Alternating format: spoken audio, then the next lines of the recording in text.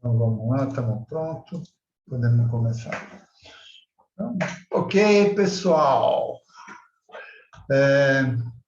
Vamos lá. Olá, pessoal, tudo bem com vocês? Eu sou o André e é um prazer ter vocês aqui nesse momento, nos assistindo, e a você também que está aí nos acompanhando no YouTube ou no seu podcast. Estamos começando mais uma resenha semanal do Praticadamente. E hoje teremos o nosso querido convidado, hipnoterapeuta Maicon Stravino.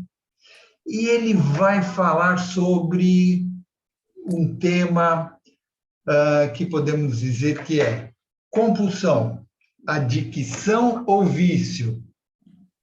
Aprenda o que nunca te contaram. Esse é o tema que o Maicon vai esclarecer, porque é um assunto extenso e complexo, assim diz ele, certo? Mas antes de passar a palavra para o nosso convidado, eu gostaria só de lembrar vocês que estamos em todas as mídias, como no WhatsApp, Instagram, YouTube, Facebook e no Spotify. Sigam praticadamente e compartilhem. Maicon, passo a palavra para você agora. Tá, com você. Obrigado, é um prazer estar aqui com vocês. Obrigado a todos da casa do PDM, de poder estar aqui, compartilhar um pouquinho das minhas experiências nos atendimentos. E quando houve essa oportunidade, eu achei justo de falar sobre esse tema, porque apesar de que muitas pessoas têm conhecimento sobre o processo, né, o problema com as drogas, né, as pessoas acabam se escondendo porque é algo muito marginalizado, né? Existe muita discriminação sobre o assunto, até porque a própria condição da pessoa que entra nesse processo de dependência é uma situação desconfortante, né? É uma situação desagradável, né? Muitas famílias acabam se perdendo, se destruindo por conta dessa substância, né? Falar sobre drogas, a gente tem um leque imenso de tipos, né? De catálogos de tipos de drogas, né? Mas o que eu quero focar aqui são drogas mais próximas, né? Mais usadas e que mais causam problemas no indivíduo, né? E nas pessoas que estão próximas, né? Então, como a cocaína, a maconha, o álcool, né, o crack, né, são todas drogas psicoativas, né? O café também é uma droga psicoativa, são várias drogas que estão aí nesse catálogo de drogas psicoativas que realmente trazem muito mal, né, para quem faz uso. Então, eu separei algumas coisas aqui, porque como que é um assunto que abrange várias áreas, a neurociência, a psicologia, né?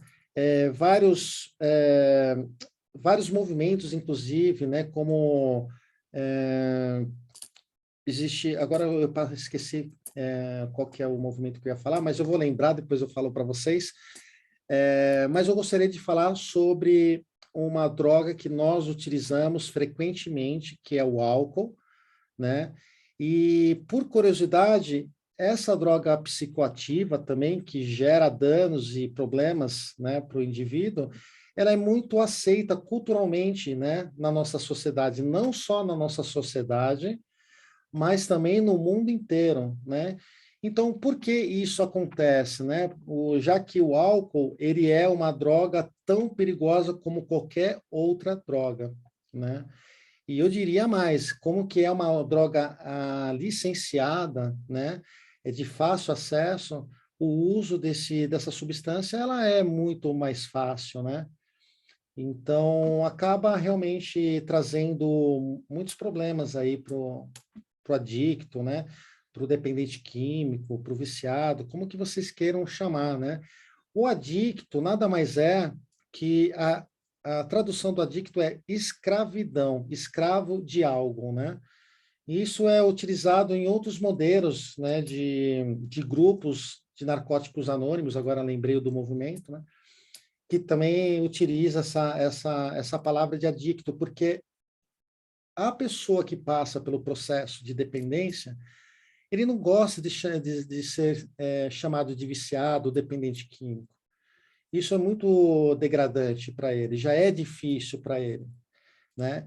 Então, é utilizado a palavra adicto, que seria uma palavra para quem tem compulsão. E olha só, compulsão não é só para drogas psicoativas, né? Pode ser também para compulsão alimentar, enfim. Existem vários grupos, né, anônimos que tratam vários tipos de vícios, né?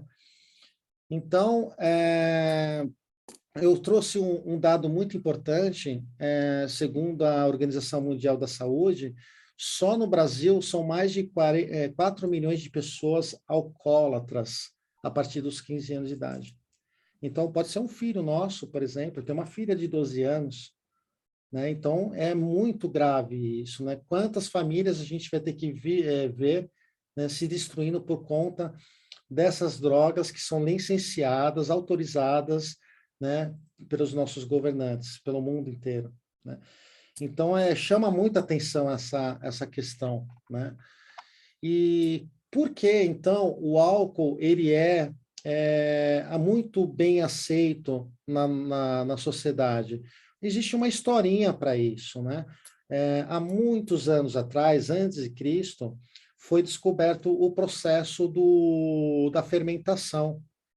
E aí eles utilizavam a fermentação para fazer o pão, né? E também depois eles descobriram que, além da fermentação do pão, para fazer o pão, eles conseguiam fazer bebidas alcoólicas, né? Através da fermentação. Se eu não me engano, acho que a primeira bebida fermentada que tem como conhecimento histórico foi o vinho, né? Então, na época de Jesus Cristo, era utilizado o vinho de formas recreativas, mas tinha álcool. Mas os devotos da religião fazem força para acreditar que não tinha álcool nessa época, porque o próprio segmento da religião acaba dizendo que tomar álcool é pecado, né? Então fica uma coisa incongruente, né? Como fazer vinho, né? Através da fermentação não tem álcool. Naquela época não tinha isso. Não tinha nem como, né? Hoje, como tem a cerveja sem álcool, naquela época não tinha como fazer isso, né? Então, historicamente, trazendo essa aceitação de que o álcool é um elemento, um alimento, uma bebida recreativa que não faz mal, né? Então, por isso que existe essa dificuldade hoje em dia de admitir que é uma droga licenciada. Como também o cigarro é uma droga psicoativa também. Há muito tempo atrás, o cigarro era considerado como remédio, era vendido em farmácia, gente. A cocaína era utilizada para depressão, né? Então, olha só como as coisas foram evoluindo, né? Então, há necessidade de atenção de todos, principalmente dos nossos governantes, dos nossos representantes. O que é a legalização, muitas vezes, que a gente fala sobre a maconha? O que será que a maconha causa, de fato, cientificamente, né? A maconha também é uma droga psicoativa, ela causa problemas, principalmente na fase da adolescência, né? Existem destruições dos neurônios que não fazem conta, né? Retarda o aprendizado, retarda todo o processo de evolução do adolescente, na vida adulta. Então é grave, é muito grave.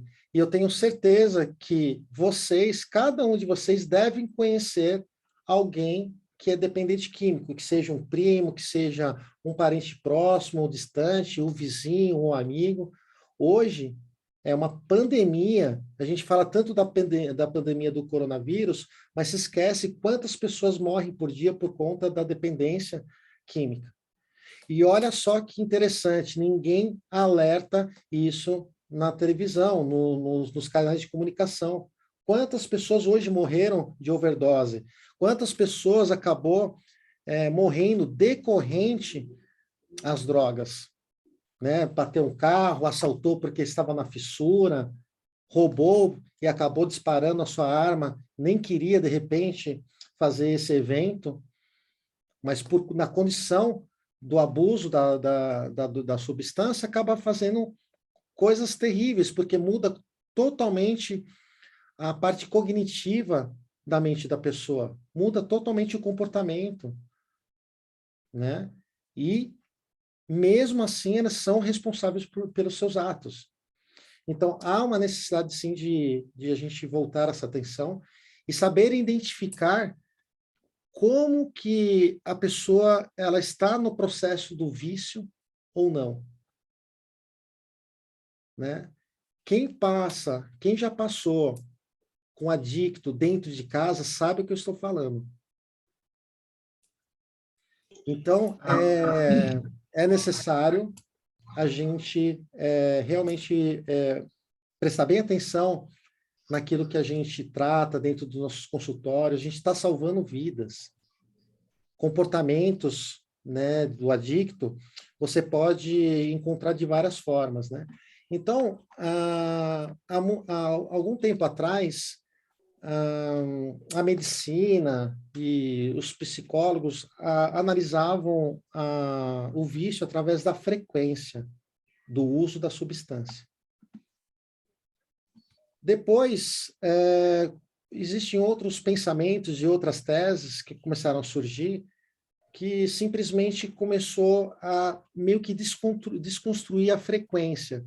Porque olha só que interessante, se uma pessoa tem um hábito de tomar uma taça de vinho todos os dias, né? Uma no almoço, uma na janta. Logo, em algum momento, se essa pessoa ela passa mal, ele pode associar que ele está tendo um processo de dependência química, né? Mas olha só que curioso, uma pessoa também que ela toma a sua bebida a cada duas vezes a cada 3 meses, mas quando toma, ele entra no processo de disfunção, enlouquece, briga, né? Todo mundo já presenciou um bêbado, né, causando. Então, olha que interessante, porque uns conseguem ter uma recriação com que seja uma bebida, ou até mesmo com drogas pesadas. São vários relatos de pessoas que usam heroína, cocaína, crack de forma recreativa. E não tem o processo de compulsão, do abuso da substância. Então, todos nós que bebemos álcool, nós tiramos na loteria da genética, porque isso vem da genética, obviamente. Não é uma questão só comportamental, não é só um processo de gatilhos de traumatização. É genética, você tem uma predisposição, você usou, você entrou no processo de dependência química. Nossa. E outras pessoas podem usar à vontade, que não adoecem, né? Não entram no processo de compulsão. É interessante isso, né? É interessante isso, né? Deixa eu fazer uma pergunta. Você falou justamente desse processo de compulsão. Sim, que você comparou, por exemplo, alguém que, na realidade, usa maconha, uma droga, e fuma, talvez, uma vez na semana, certo? Mas essa pessoa, ela fuma uma vez na semana, mas se ela ficar 1, 2, 3 meses também, pode até não deixar, e não, tipo assim, ele não é uma pessoa viciada. Não é determinante. Ela pode usar, inclusive, ela pode usar todos os dias. Uhum. Né? Sim. Só que o comportamento dela, esse comportamento de uso frequente, não caracteriza, nem sempre caracteriza vício. Isso que eu queria chegar. Por exemplo, alguém que diz, eu bebo socialmente. Ok, tá tudo bem. Existem muitos tabus, né? Que teve uma época que falava assim, não, todo mundo tem um grau de alcoolismo, de alcoólatra. Não existe isso. Ou ele é alcoólatra, ou ele não é alcoólatra. Ou ele tem lá, né, a pecinha genética defeituosa que vai levar ela a ter comportamentos compulsivos, né? De abusos, né? Abusos é uma coisa frenética, não para de tomar. Vocês já viram como que é o uso de um alcoólatra na bebida? O abuso? ele bebe até desmaiar. Literalmente. Literalmente. Eu tive uma experiência dessa lá no interior, e tinha um rapaz que trabalhava lá para fazer a carpinagem, né, da chacrinha. Ele trabalhava o mês inteirinho. Aí, quando ele recebia o salário, ele ficava 2 semanas bebendo todos os dias sem comer. Todos os dias, até que ele desmaiava. Quase com os órgãos, com o fígado falido, praticamente. Né? Então, a gente está falando, né, uma questão assim, bem superficial no ponto de vista clínico, né, da tragédia que a substância causa no corpo físico e mental. Tem pessoas que enlouquecem, eles entram no processo de loucura mesmo, né? Se não for tratada, se não morrer de overdose, entra no processo de enlouquecer mesmo. Né? Então, Deixa eu fazer uma pergunta, ô Stravino. A Paula, ela teve uma dúvida aqui, ó, só tirando essa dúvida, daí você volta no assunto do alcoolismo, mas ela falou assim que você comentou do café. Daí ela virou e falou assim, e o açúcar também é psicoativo? O doce, né? o açúcar não é psicoativo, ele entra numa outra categoria, né? Mas ele vicia também. Tanto que vocês podem observar, quem é dos anos 70, 80, nos anos 80 aí, vocês lembram como que era o Nescau? Hoje, olha o Nescau, vai fazer uma chocolatada para você com Nescau, é puro açúcar. No fundo do copo fica assim de açúcar. Por que isso? Porque eles sabem que o açúcar vicia. Né? Então, gera compulsão também. Uhum. O chocolate também vicia. Então, são várias outras substâncias que eu nem vou entrar muito nesse processo da classificação do tipo de droga, porque é extenso demais. Então, vamos focar aqui no processo da droga psicoativa, porque é o que gera mais sequelas no corpo humano. Né? Voltando ao assunto, a Cristiane comentou o álcool para ela, né? Ela disse que o álcool certamente é, de longe, a droga que mais destrói vidas, né? O álcool é, de longe, a droga que... Ela é mais poderosa do que a heroína. Entendeu? Só que, com certeza, imagine só o grande problema econômico que ia ter se fosse interrompido a venda do álcool. Agora eu vou fazer uma outra pergunta interessante. O porquê a necessidade do indivíduo se embriagar, de ele perder a noção, de ele se anestesiar? Por que nós precisamos se entorpecer? Será que sou eu aqui? Não que eu estou falando que eu nunca bebi álcool. Eu bebi, sim, e bebo de vez em quando. Mas por que a gente chega na sexta-feira, a gente fala assim, eu quero tomar aquela cervejinha gostosa? Qual é a sensação? Para quebrar as barreiras da pessoa. Né? Alguns acham que vão levar ao relaxamento extremo. Eu mereço. Mas será que não existem outras substâncias, né, que não sejam nocivas, que vão trazer esse mesmo bem-estar? O que será que a gente se esconde tanto nesse dia que a gente vai para o bar para não ir para casa? O que a gente não quer ver? Então, não é só a genética, né? A gente vai entender mais para frente, né, nessa live aqui, que existem outros componentes que são tão perigosos quanto a genética também. Né? E é importante a gente salientar essa questão, faz a gente refletir, por que nós queremos embriagar? Eu quero deixar uma pergunta aqui para vocês, o que mais faz mal, a maconha ou o álcool? Eu acho que é o álcool. Por conta das áreas de prazer que ele causa no cérebro, né? Sim. E ele destrói também algumas áreas, né? Sim. Do cérebro, eu acho. Pelo que eu, né, já estudei. Quem acha que a maconha não vicia? Quem já ouviu falar isso? Na verdade, que eu saiba, vicia.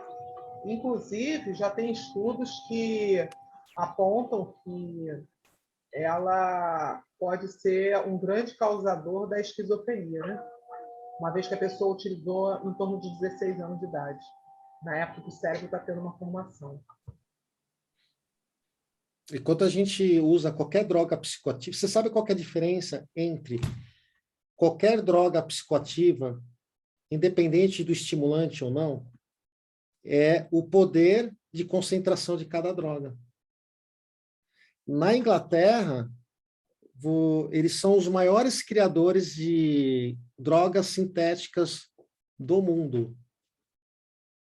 Eles potencializam a droga ao máximo. Então, se um dia vocês forem para a Inglaterra, não vai para uma rave. Vocês vão se dar mal. Né? Então, quando a gente usa uma droga psicoativa, essa droga ela vai direto, principalmente lá no córtex pré-frontal, né? Onde que a gente perde a gente se torna mais impulsivo, né? Fica mais extrovertido, desinibido, né? Por isso que a gente busca muitas vezes um entorpecente, a substância, porque a gente acredita que com isso a gente se torna poderoso, a gente desbloqueia talvez algumas coisas que quando estamos natural nós não fazemos. Não é pelo gosto da substância, sim o que ela causa na nossa mente. Né? Deixa eu ver aqui mais que eu anotei aqui para falar para vocês.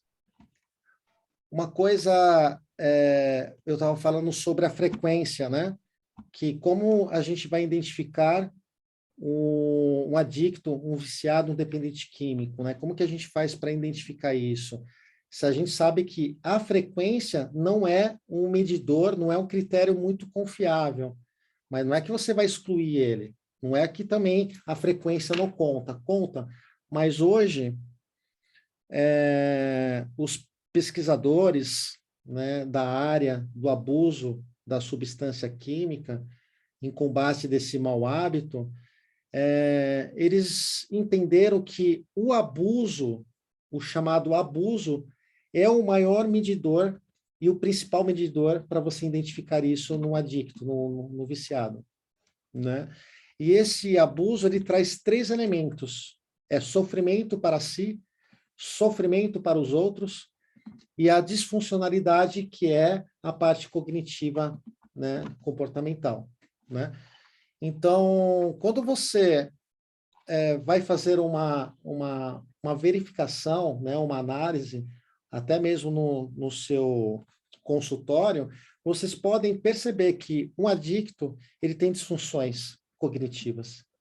A forma como que ele raciocina, a forma como que ele busca as respostas, ciclos e crenças, né, que são pré-concebidos ali do jeito que ele achou que tinha que ser, né? Então, ele vai ter essas disfunções cognitivas de pensamentos, comportamentos, atitudes, né? Então, esse é o fator, é o critério mais utilizado para encontrar dentro de um processo terapêutico, né? Na psicologia, não existe o normal, existe o natural, né? E o natural para a psicologia é a disfuncionalidade. Nós não falamos de forma natural, ninguém é normal, todo mundo tem um jeito de ser da forma natural, da nossa espécie. Então, Michael, a Cristiane está falando aqui, depois vou comentar também do Josué. Tá, ela falou, no caso também o efeito de tolerância que o organismo desenvolve, né?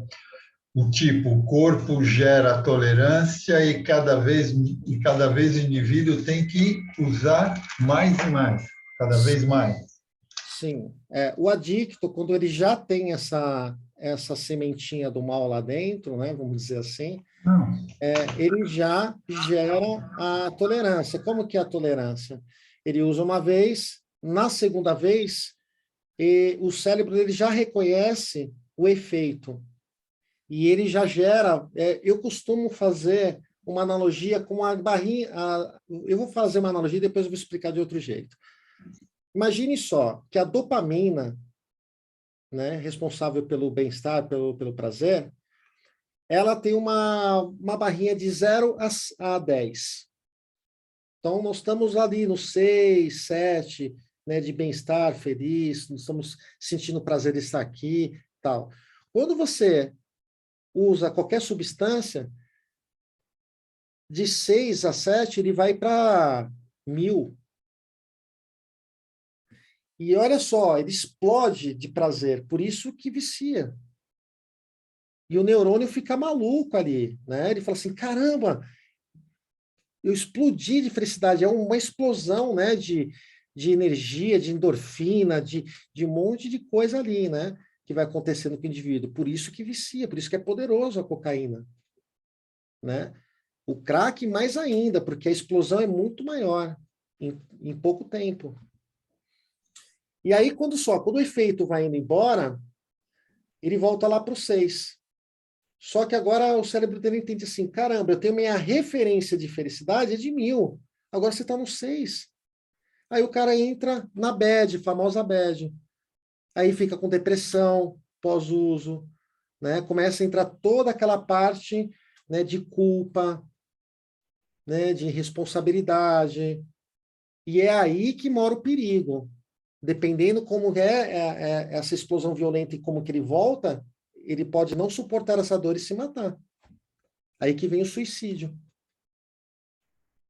Então, assim, né, essa analogia foi a forma mais fácil de eu explicar como que a gente pode visualizar, né, numa metáfora, numa analogia, como que a gente pode visualizar isso. Então, a nossa barrinha lá, ela perde totalmente a referência, né? Então, a tolerância, ela começa aí. Então, ela começa na primeira barrinha, na segunda, às vezes, quando ela vai ver, ela está usando, quase chegando lá no 1000, aí é que ela tem a overdose. Porque o coração não aguenta de tanta adrenalina que ele está pondo ali. É uma explosão, né? Então, por isso... Cristiane, ela ainda completa. Pode acontecer do indivíduo parar de sentir o efeito do prazer com a droga, tipo, depois de usar por muito tempo? Completamente. Por quê? Porque a referência lá do cérebro dele sempre vai ser aquele primeiro momento que ele teve da droga. Por isso que ele aumenta a referência toda hora. Ele aumenta, ele vai escalonando, né? Então vai chegar um ponto que ele vai usar lá, ele usava lá 1 grama, ele vai estar usando 50 gramas e o efeito não vem. Ou se vem, é tão rápido, né? Existe uma outra... Foi um livro que, inclusive, eu li, que foi do palito do fósforo. A sensação do prazer é o acender de um palito de fósforo. E acende, aquece e apaga. Aí ele tem que acender de novo. Né? Então, quem já usou droga, a primeira sensação é a melhor de todas. É única. É o primeiro amor. Por isso que você quer voltar toda hora a sentir aquilo, só que você não sente.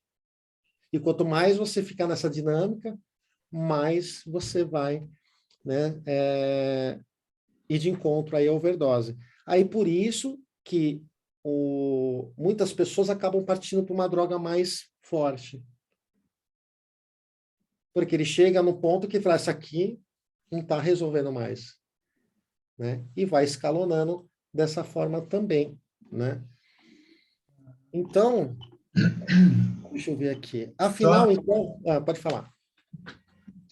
Só voltando um pouquinho, quando você falou que, em relação ao álcool, né, que ele é hereditário, né? Pode ser hereditário e existem outras causas também, né? Voltando a isso, o Josué até botou aqui dizendo que tem pessoas que acham que se acham tímidas, né? E aproveitam do álcool para se soltarem. Então, pode ser até que não seja hereditário, né? Mas acabou achando uma solução aí, no caso, para resolver uma timidez. Sim. Né?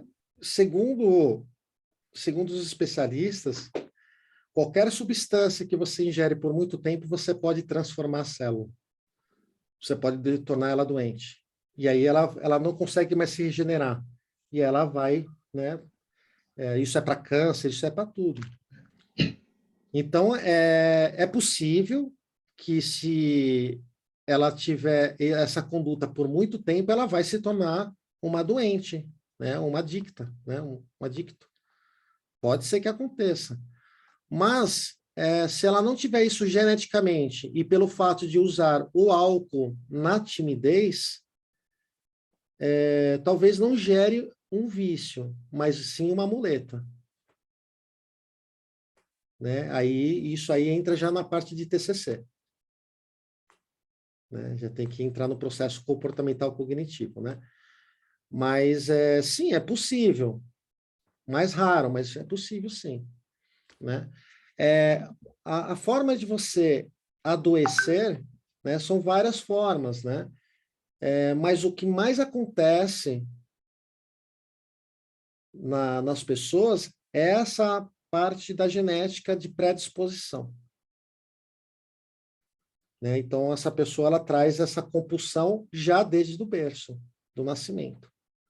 Inclusive, se você foi um adicto na sua vida de adolescência e depois na vida adulta você parou de usar e tem um filho, existe uma grande chance do seu filho ter essa célula doente, né, embutida, né? Então, é por isso que a gente tem que ser responsável na nossa vida, né, na medida do possível, assim, se puder, né, para a gente não passar isso adiante. Né? Existe essa possibilidade também. Né? Então, o que acontece? Né? Eu quero trazer aqui uma experiência, né? Antes dessa experiência dos ratinhos que eu quero falar para vocês, o que seria uma droga, então? Né? O que são drogas? Alguém poderia me definir para mim o que são drogas? Alguém arriscaria dizer assim com as suas palavras, da forma como achar melhor? O que é uma droga? Quem Nós quiser, tomamos abre o drogas. microfone. Nós tomamos drogas na farmácia, por exemplo, né? É uma substância que tem uma função de alterar alguma coisa, né? Isso. Ou ficar, ou controlar. Muito bem. E quando a gente fala de drogas, né? Então, seria qualquer substância colocada no nosso organismo que não tenha função nutricional, que faz alteração do nosso metabolismo. Então, qualquer substância que você colocar no organismo que não seja nutricional é uma droga. Né?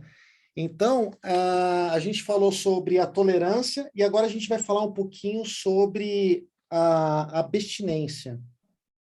A abstinência está relacionado quando você corta a substância, né, e tirando aquela frequência do uso, onde que você vai sentir aí a necessidade de usar de novo. E esse é um momento gravíssimo, né, no momento do adicto, no momento do dependente químico. É onde que ele sofre muito mais. Ele começa a ter processos fisiológicos, tremedeira. Como que é um alcoólatra que deixa de beber? Alguém já viu? Tem que amarrar a pessoa na cadeira. Né? E isso também se estende para outras drogas também. Né? Vocês já viram alguns filmes principalmente que falam sobre a época do Vietnã? Que o pessoal fica deitado na cama, tendo alucinação, sofrendo, doendo, dores, até que, né, a própria fisiologia do corpo começa a voltar à sua normalidade, né, à sua naturalidade. Então, a abstinência, ela é um processo de desintoxicação da substância do corpo. O corpo, ele acha que aquilo pertence a ele.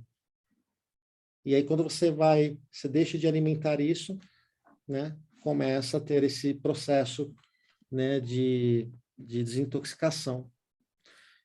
E a Fazer uma pergunta, Michael, Uhum. em relação a esse negócio da abstinência, né? Por exemplo, você, vamos dizer aí, na medicação, né? Quando você toma uma certa medicação, o próprio médico psiquiatra, por exemplo, ele vira para você e fala, olha, a gente vai parar com essa medicação, certo? Mas a gente vai parar, mas e vai tirar devagarzinho, e não Desmamando. tirar. Hã?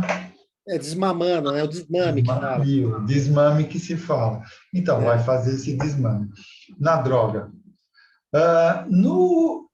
Por exemplo, no álcool que você estava comentando, tem como fazer isso? Porque eu acho que chegar e fazer um desmame para alguém que é viciado ou tem um vício no álcool, eu acho que não resulta em nada, não consegue, né? Faz todo sentido, até porque como que você vai controlar esse desmame no compulsivo? Ele vai pular a janela e vai sair para comprar a bebida. Vai ter que amarrar mesmo, então. É isso, assim, é um trabalho familiar muito grande, se não tiver que internar, a internação. Eu sou contra a internação, né? A gente vai entrar nesse processo, não sei quanto tempo eu tenho, eu quero avançar rapidinho, eu ia falar sobre os testes dos ratinhos, eu vou falar aqui brevemente, vou tentar acelerar a minha fala aqui, mas, por exemplo, fizeram um teste dentro do laboratório de psicologia, colocaram um ratinho, que ele era viciado geneticamente, né, na cocaína. Então, colocaram ele lá, só que toda vez que ele ia experimentar droga, ele levava um choque quase mortal. E toda vez que ele ia pegar, ele continuou, até ele morrer. E aí depois fizeram outro teste, só que com alimento. O ratinho ia lá, ele ia pegar o alimento e levava um choque quase mortal. Chegou um momento que ele preferiu morrer de fome do que levar o choque. Olha só como que é o comportamento da droga no nosso corpo. O outro, ele não se importou de perder a vida dele tentando usar a droga. Já o outro, opa, né, eu já não vou sentir essa dor aqui, eu prefiro, né, me reservar. Né? E aí, um psicólogo, ele entendeu esse processo, e aí ele falou assim, mas assim ficou muito fácil. Eu quero saber, se eu colocasse esse rato numa ratolândia. Aí o pessoal vai, como assim uma ratolândia? Vou colocar numa ratolândia, vai ter tudo, todas as comidinhas, as ratinhas, né? A rodinha para ele ficar girando ali, né? E a droga lá no meio. Isso para todos os ratinhos com dependência química. Sabe o que aconteceu? Todos os ratinhos, eles transavam com as ratinhas, comiam da melhor comida, se divertia e de vez em quando ele usava a substância química. E aí foi entendido que o convívio afasta o indivíduo da substância. Olha só que interessante. Mas você sabe o que acontece na nossa cultura da família brasileira? Sabe o que os nossos familiares provavelmente vão fazer se tiver alguém, né, adicto na família? Eles vão isolar a pessoa. Na maioria das vezes, vão até expulsar o cidadão de casa. E aí, sabe o que acontece? Ele vai olhar, minha vida, me desculpa o linguajar, já é uma bosta. Né? Aí ele já tem um problema da parte cognitiva, comportamental, já não consegue pensar direito. Ele já vai tirar conclusões, ninguém me ama, ninguém me quer, minha vida é um lixo a vida inteira, porque eu usei drogas a vida inteira. E aí o que ele vai fazer? O que me resta? As drogas. E vai ficar nas drogas. E isso é cultura brasileira, gente. É cultura brasileira. Já lá na Europa é diferente. O adicto, o dependente químico, ele é aceito como doente. Você sabia que existe um CID para dependente químico? Aqui no Brasil, o dependente químico ele é tratado como segurança pública, não como saúde pública. Então, esse teste mostrou que o convívio ele ajuda e melhora muito o processo de recuperação de qualquer dependente químico. Sabe a história do Vietnã? Os soldados eram tudo viciados em heroína, morfina, né?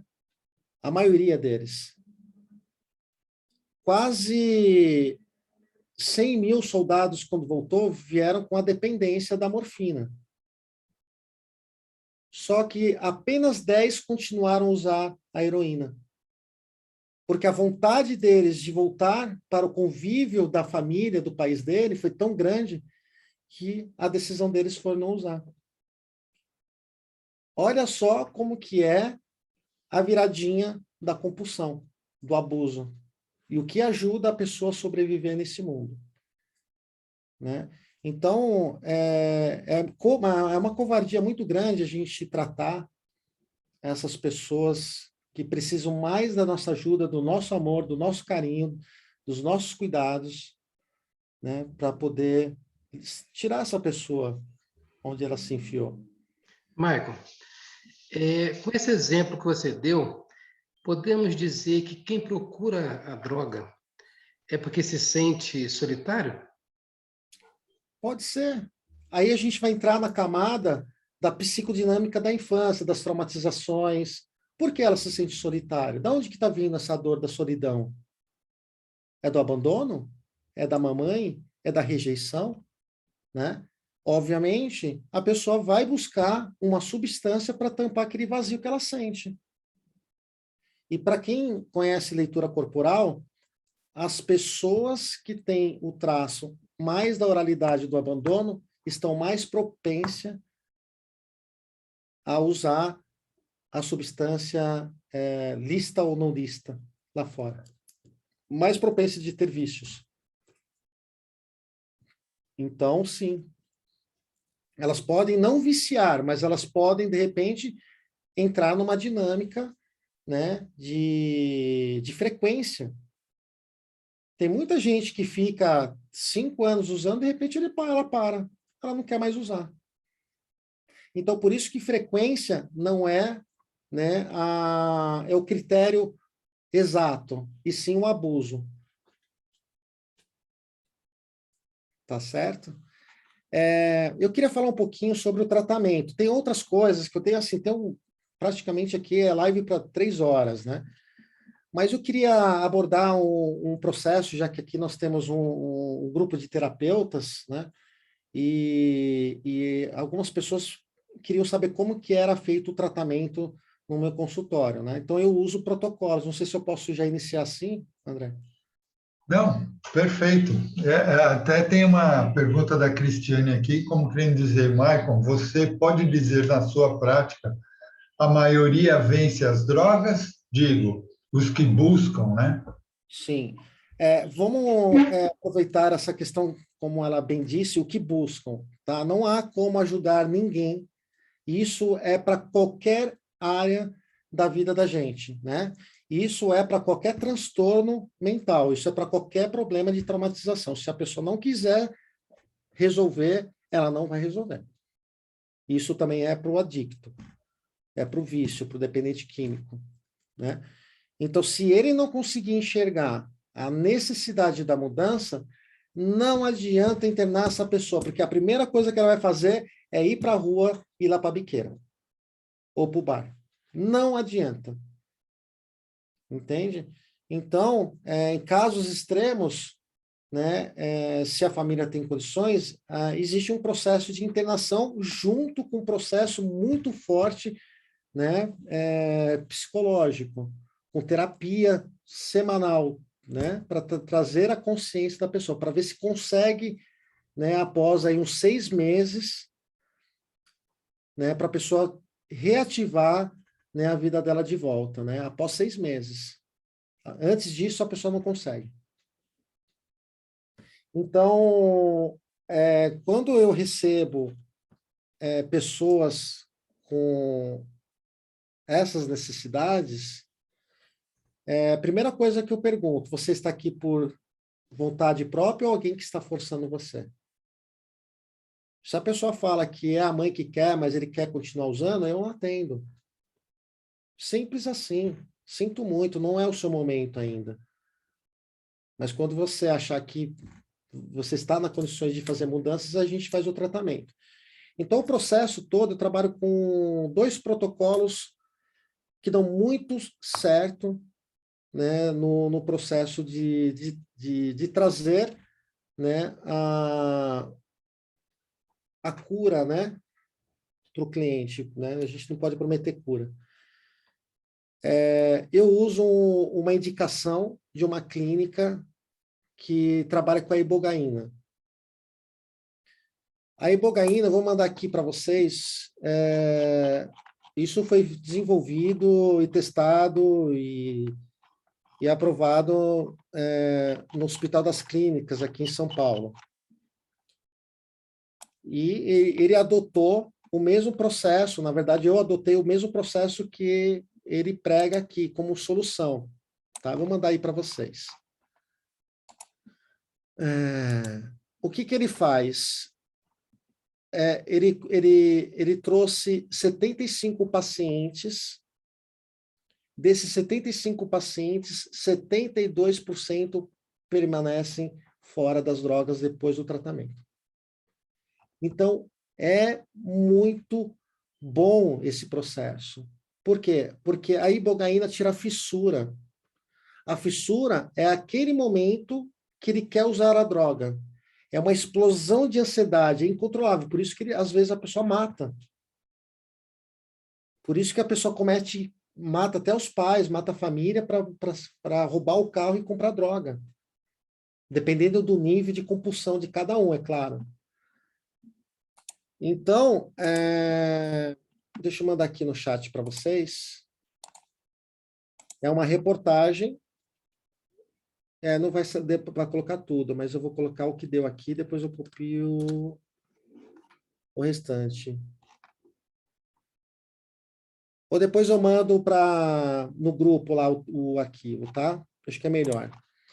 Então, é uma reportagem que o cara explica como que é feito o processo. Então, a ibogaína é uma raiz africana, né, que ela possui um componente que ela gera exatamente um hormônio específico lá na cadeia do dependente, ali na célula defeituosa, e ele consegue gerar, né, inibir a fissura da pessoa. No documento explica melhor. E aí o que acontece? Ele não tem mais a fissura, ele não tem mais vontade de usar. Mas ele tem o comportamento ainda, ele sabe onde ele tem os amigos, ele tem a parte comportamental que precisa ser ajustada. Né? Por isso que logo depois que ele faz o processo da ibogaína, que são 5 dias, ele toma, já pode vir para casa e ter a vida dele, né, de uma forma tranquila, assim vamos dizer. E se ele for usar, não é por conta que eles têm vontade, e sim por um convívio, pelos amigos, pelo local onde ele mora, né? Por ele ter esse comportamento já enraizado. Aí por isso que tem que entrar com o processo terapêutico, né? A parte de introdução à sociedade. Até a questão de desenvolver um processo de encontrar gatilhos como traumatizações que levam ele a usar drogas. Né? Então, é fantástico. São 5 dias, ele não fica internado, ele fica num hotel, ele vai lá, ele fica 8 horas a cada sessão, ele entra no processo de alucinação, que é o processo da iboga, tá? É parecido com a ayahuasca, para vocês entenderem. Tá? Mas é muito mais específica, né? Então, a pessoa sai de lá sem fissura nenhuma.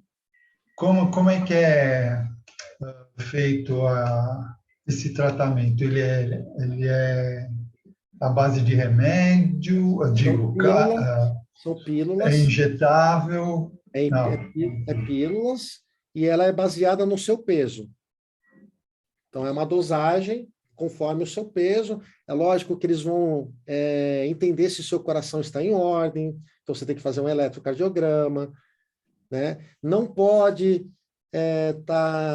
você tem que passar pelo menos 5 dias sem uso da substância, porque você não pode misturar uma coisa com a outra, né? Então, aí você fica no ambiente preparado para receber essa dosagem da ibogaína, e fazer o seu reset. Então, eles chamam de reset. Por quê? Porque o cérebro ele volta na mesma condição como ele tivesse acabado de nascer. Por isso que reseta, né, essa fissura. É como se ele nunca tivesse usado a substância. Entendi. Você falou que ia botar aqui no chat o quê? Eu ia colocar a reportagem homologada pelo Hospital das Clínicas, que fizeram os primeiros testes da iboga no Brasil. Não, tá. E não dá para pôr aqui, é isso? Não cabe tudo. Tá certo. Eu posso passar depois para você e você divulgar, não sei. Não sei como que você prefere. Ou passar o arquivo, deixa eu ver. Não sei como que a gente pode fazer. Talvez passando o arquivo, a gente pode até deixar depois no próprio YouTube, quando alguém for assistir, Legal, então eu mando. poder puxar esse arquivo lá mesmo. Então, daí você passa para mim, ou para a Marcinha, ou a gente vê isso aí. Tá. Não E aí o problema, processo... Desculpa interromper, desculpa, me perdão. Não, tudo bem. Daí você me passa. E eu queria só uma pergunta aqui que a Cristiane queria saber. Isso daí precisa de receita? Quem que passa essa receita? Ok. Existem várias clínicas. Eu conheço 2 que eu gosto de trabalhar, que é o IBTA, né, lá em Paulínia, e a outra fica em Ribeirão Preto. Eu esqueci o nome. Né? O processo... antigamente custava 20 mil reais, depois baixou para 15, depois baixou para 10, hoje está em 6 mil reais. Eu acho que se procurar mais, deve ser mais barato, porque ficou muito comum isso. Né? Antigamente era novidade, então o pessoal explorava mesmo. Né? E eu pergunto muitas vezes assim, será que vale a pena investir 6 mil reais, por exemplo, no processo só com a iboga? Eu te pergunto que normalmente, eu vou responder para vocês. Normalmente, uma pessoa que está em compulsão, ela gasta muito mais do que 6 mil reais. No ano, se ela tiver em condição, se ela tiver a sua vida ali no começo, ela vai vender carro, ela vai perder tudo. Ela gasta muito mais, dependendo do nível que a pessoa está financeiramente no começo. Então, 6 mil reais é um café, e vale a pena sim, gente. Vale a pena cada centavo. Eu vejo os resultados nas pessoas. Eu recebo comentários até hoje das pessoas que estão libertas dessa substância. Só que assim, o processo terapêutico ele precisa do acompanhamento. Então, esse acompanhamento é feito durante 3 meses após o tratamento da ibogaína. Tá? E depois ele precisa entrar no processo, um acompanhamento com psicólogo, que aí eu indico um psicólogo depois de 3 meses, para ele poder ter esse acompanhamento, para saber como que ele está se saindo, como que ele está se sentindo, para ele poder fazer o processo de TCC mesmo, tá? De inclusão mesmo na sociedade, dependendo qual que é o estado dele. Então, é o processo da hipnose no começo, que é remover as traumatizações rapidamente, os gatilhos e tudo que leva ele à compulsão das drogas. E depois ele precisa desse acompanhamento, sim. São nossos coleguinhas, né, na psicologia, que eles sabem muito bem como o TCC é importante nesse processo de inclusão, de mudança de comportamento. É interessante, sim, fazer esse processo, né? Durante aproximadamente 1 ano. Então, 3 meses, depois mais, né, a sequência aí de 11 meses, ou de 8 meses, né? É isso? 8 meses, né? Então quer dizer que o protocolo que você estava falando, se alguém for, que nem até a Marcinha perguntou aqui, no seu consultório, você trabalha uma vez que o cliente mesmo te procura ajuda, né? Então, você faz esse tipo de atendimento e Sim. vai, dependendo do grau de né, do vício, né, vamos lá dizendo. Normalmente, quando a pessoa ela vem no consultório tratar, ela já tem compulsão já. Ela já está no processo de compulsão. Uns estão no começo e outros estão já, né, já quase entrando em falência mesmo, né? Então, todos os casos são encaminhados para o processo de desintoxicação através da ibogaína, para tirar a fissura.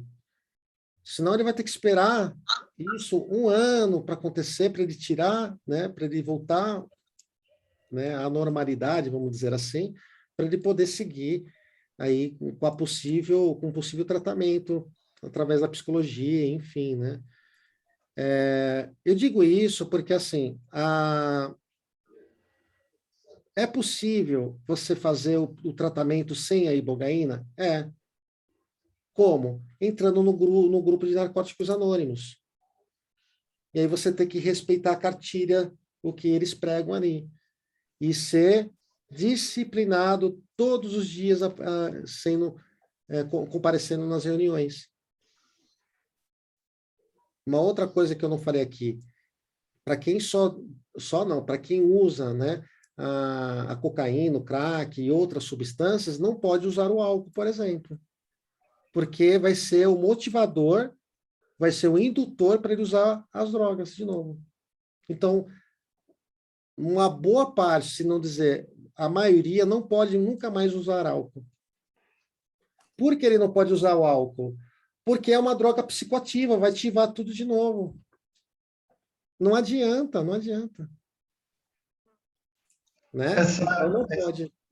Esse tratamento com a iboga, ele é um tratamento tanto...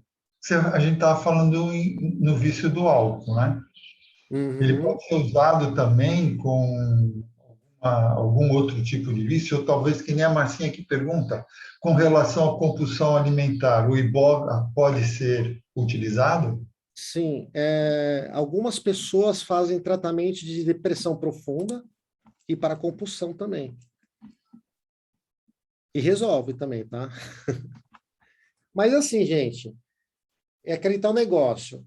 Resolve, tira essa compulsão, vamos dizer assim, mas se você não mudar o que está programado aqui dentro, você vai voltar depois.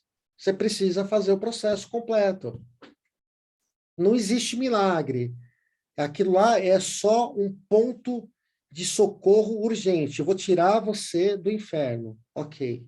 Agora sim você tem condições de fazer todo o processo com calma, tranquilidade, né? Mas sempre em vigília.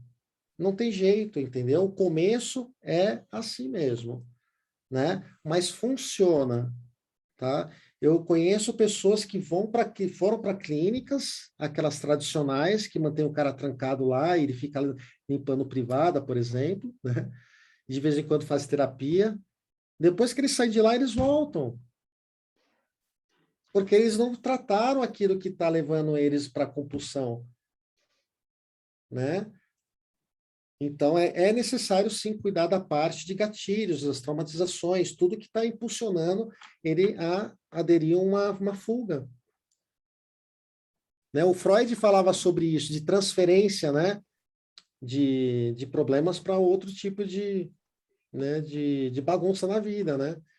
Tem gente que, por exemplo, olha só que interessante, pessoas que fazem bariátrica. Quantos casos eu peguei de pessoas de bariátricas que foram para cocaína?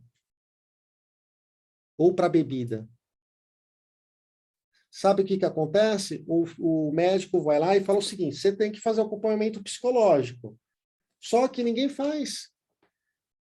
Você tem que resolver os seus problemas. Aí a pessoa não resolve. Aí ela vai lá e tira na marra a gordurinha. Fala, não sei o quê, costura, né? Fica com o estômago desse tamanho. Aí sabe o que o corpo vai fazer? Cara, você tirou isso na marra, agora eu vou te devolver 2 vezes mais. E a pessoa normalmente engorda e adquire mais um problema que ela não tinha. Você está trabalhando com pessoas com transtorno de compulsão. É sério isso, ninguém entende isso. A mulher acha, normalmente quem faz é a mulher, né? Eu acho que é, né? É assim. Então, o que acontece? Ela não está preocupada com o que ela tem aqui dentro. Ela está preocupada com o mundo externo, para ficar bonita, para ser admirada. E dentro está parecendo um piche, né? Se o terapeuta pôr a mão ali, ele sai tudo preto, de tanta coisa que está lá presa lá, que precisa resolver. Mas, sim, a ibogaína, ela também trata a compulsão e depressão. Tá? Mas não adianta, não é a solução, não é cura. Não existe cura. O que aconteceu aqui? Aqui, ó.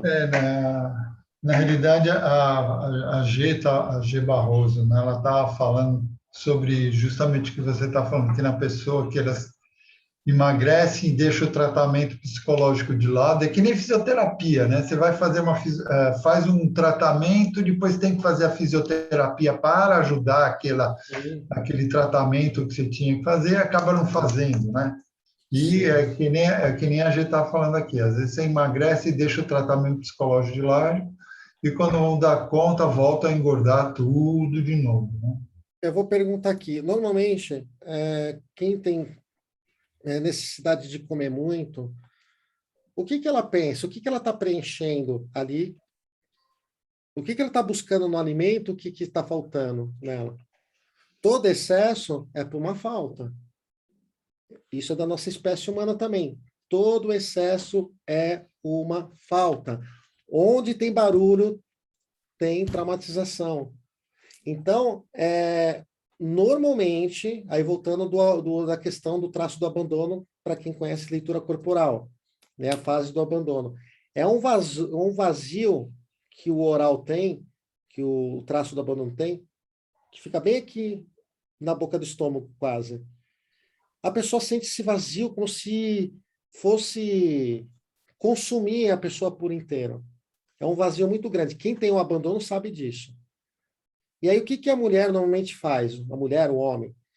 Ela percebe que, ao comer, ela tem o quê? O prazer, a recompensa do alimento. E aí ela preenche o vazio naquele momento.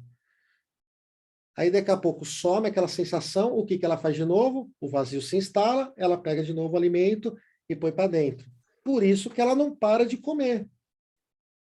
Enquanto ela não resolver essa dor existencial que está lá nela, de ela não reconhecer isso, ela não vai emagrecer nunca.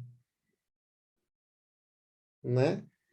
Então, aí voltando a dizer que o processo terapêutico é essencial nesses casos, né, do abuso de substâncias psicoativas, principalmente. Né? Então, o sucesso que eu tenho é baseado, o sucesso com os terapeutas, não sou eu que tenho sucesso, me perdoe, o sucesso dos meus pacientes é baseado na ibogaína.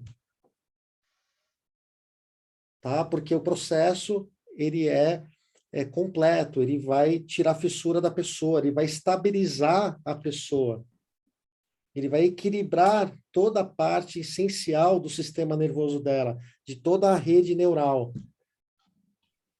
E depois você entra com o processo comportamental. E aí funciona, gente, porque é uma lógica que a gente precisa seguir, funciona. É assim que a gente resolve, não é? É a mesma coisa do processo terapêutico que normalmente é feito no ambiente clínico. Né? E aí, de novo, a gente precisa entender se o paciente quer resolver. E eu faço uma pergunta bem clara assim para eles. A dor onde você está é maior do que a dor da mudança? Ou a dor da mudança é maior do que o conforto que você está, na zona de conforto? Se ele falar que a dor da mudança é maior, eu não atendo também. É um jeito. Numa escala de 0 a 10, quanto que você acha que pode... Você quer sair dessa dor? 7, 8. Não dá para fazer. Quase 99% de certeza que esse paciente vai voltar a usar. Ele tem que querer muito. Né? A vida é feita de sacrifícios também, é de luta, conquistas. Né? Para você ter vitória, você tem que lutar. né? Deixa eu te fazer uma pergunta, médico. Dentro da sua experiência, se um cliente te procura, um adicto, né? E ele não tem condições de fazer o tratamento com a ibogaína, Tá. qual a porcentagem dele melhorar só com o tratamento na clínica? Eu não tenho a porcentagem, mas eu diria para você, é muito pouco. Muito? Muito pouco, tá? Porque ele vai ter recaídas constantes. Tem certos indivíduos, a gente não sabe por quê, o primeiro processo, quando ele entra no processo de aceitação, porque a droga entra no processo de luto. É a mesma coisa quando você tem um ente querido, quando você tem essa experiência na sua vida. Você nega a primeira vez, você não quer aceitar que você usa drogas. Depois você sente raiva porque você é dependente. Depois você tenta barganhar, mudando comportamentos. Depois você entra em depressão e depois você entra em aceitação. A maioria fica na negação. Não passa nem, e outros vão indo para outros processos, mas é difícil. Para um adicto aceitar que ele é dependente, é difícil. Normalmente as pessoas não admitem que elas têm esse problema. Primeiro porque existe já uma política social que condena completamente qualquer pessoa que tenha envolvimento com dependência, seja álcool, seja qualquer tipo de droga. Então, para ele aceitar que ele é um dependente, que ele é um escravo daquilo, né, ele vai demorar muito tempo, até a hora que ele não conseguir esconder mais. Né? Então, ele vai entrar nesse processo. Eu não tenho essa estatística de pessoas que não entram no processo da iboga, que não têm condições de pagar, qual é a taxa de recuperação. Eu sei que tem muita gente que se recupera no processo do grupos do Narcóticos Anônimos, no NA. No NA, as pessoas entram com uma cartilha, é como se fosse quase uma lavagem cerebral. Você segue aquilo todos os dias, né? E para muita gente funciona. E tem gente que nem com o grupo NA vai funcionar. Por quê? Porque ela não quer. Ela pode estar lá, inclusive. Ela pode estar lá no grupo, só que ela no íntimo dela, ela gosta da droga. Ela quer ficar na droga. No íntimo dela, ela quer continuar ali ainda. Gostar não, mas ela prefere ficar naquela zona de conforto. Então, as pessoas que vão mudar é aquelas que realmente cansaram dessa vida. Elas se esgotaram. E, normalmente, essas pessoas já acabou destruindo a família toda, já. Já se separou, perdeu filho. Normalmente. Tá? Então, a pessoa chega no extremo. Lembra do ratinho que eu falei para vocês? Ele está levando choque quase mortal, mas ele vai lá até morrer. Eu tive uma experiência de uma pessoa, né, próxima, que ele tinha... A filhinha dele tinha acabado de nascer, não fazia nem 3, 6 meses. Ele não usava frequentemente, mas quando usava, ele entrava num colapso de abuso profundo. E um belo dia, o que ele fez? Ele cortou os 2 punhos e a garganta. Simples. Né? Pessoa de boa família, cheio de amor, sem problemas de relacionamento, uma filha linda, tudo para ser o melhor na vida, e por que o cara fez isso? Aí entra a questão da compulsividade, da disfuncionalidade, do abuso. Né? Então, por isso que é importante acompanhar, né, o processo todo com muita responsabilidade. E se puder investir, isso é o meu ponto de vista. Eu sei que todo mundo, tem muita gente que não pode investir. Eu sinto muito mesmo. Eu queria que isso fosse infelizmente, o governo federal, ele não quis continuar com o projeto. Mas, se puder fazer um investimento na sua vida, para mudar a sua vida por completo, eu investiria. Se eu pudesse, né? Se fosse no meu caso, né? Eu faria dessa forma.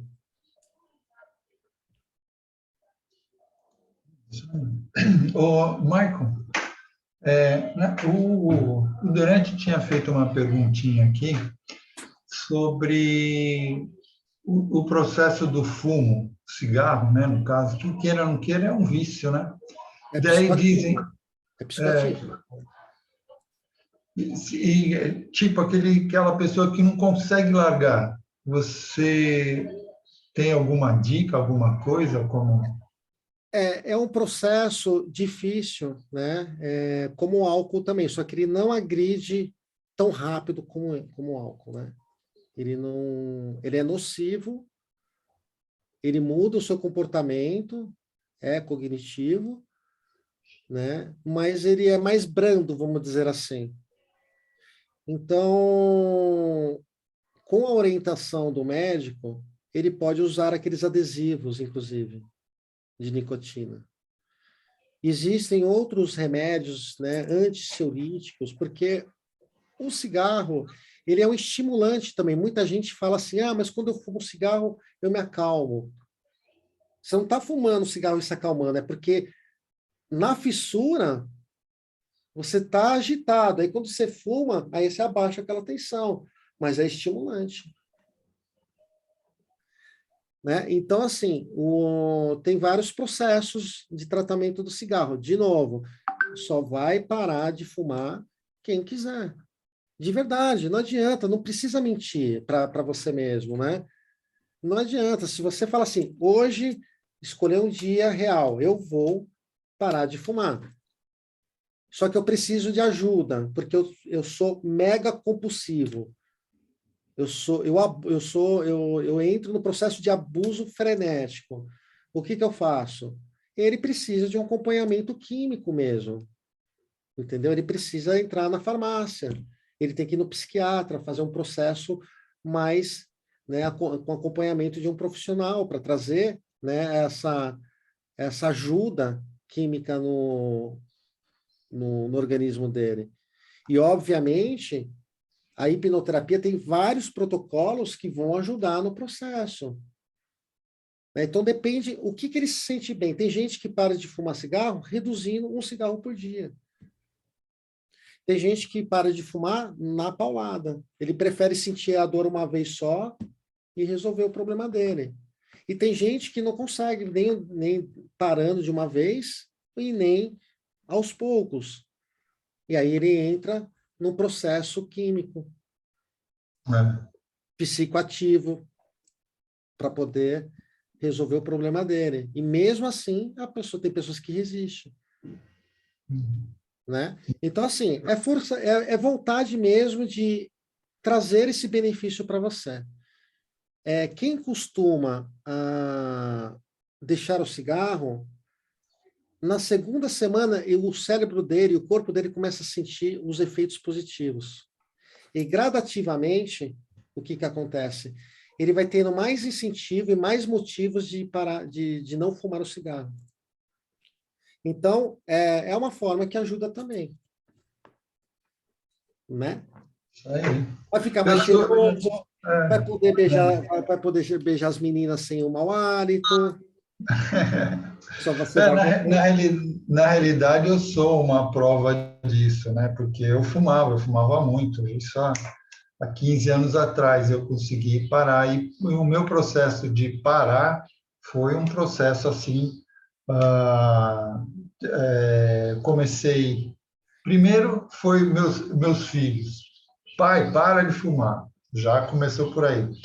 Depois eu fui a uma médica e ela me receitou os pads, né, de botar no coisa, o remédio, eu não lembro qual que era, e o chiclete.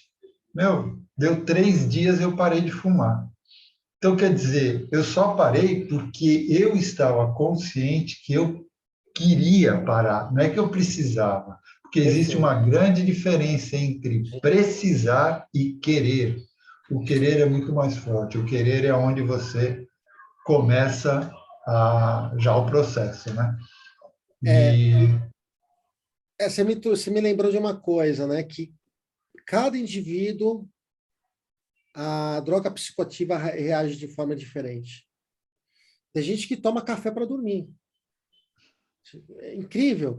E tem gente que toma uma gotinha assim, fica a noite inteira sem dormir. Então, se tomar.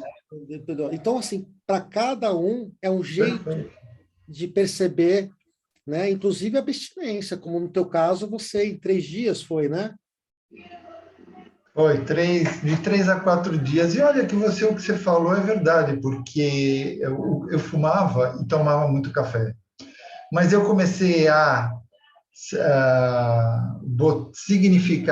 fazer um significado de cada vez que eu tivesse vontade de fumar, eu ia tomar um café.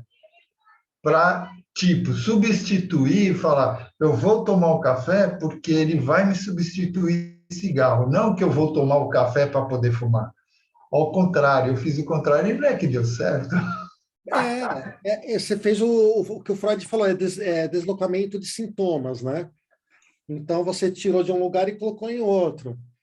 Né? Então, isso acontece muito no processo da bariátrica, deslocamento de sintomas. É isso aí. Então, aí é a questão toda, né? Eu acho um absurdo isso, essa questão da bariátrica. Tem gente que me liga lá falando o seguinte, Michael, eu vou fazer a bariátrica, você recomenda? Eu falo assim, olha, se não houver jeito mesmo, se você estiver no estado, né, de saúde mesmo, de vida ou morte, que você precisa fazer isso, ok, eu recomendo, mas antes vamos preparar você para entrar nesse processo, né? Então... É isso aí. Michael, eu vou aproveitar aqui agora e pedir para você,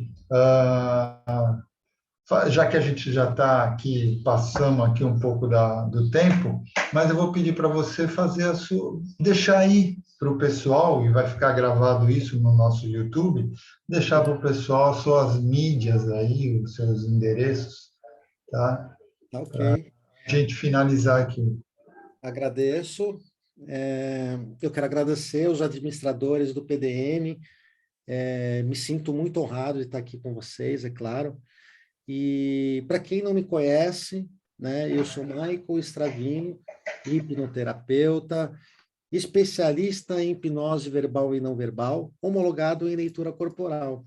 E para quem quer conhecer um pouquinho do meu trabalho, acessa lá o meu Instagram, @hipnoterapeuta.stravino. E para quem quiser entrar em contato com o meu WhatsApp, é 11 930 30 32 14. Eu acho que saiu boa essa vinheta, hein?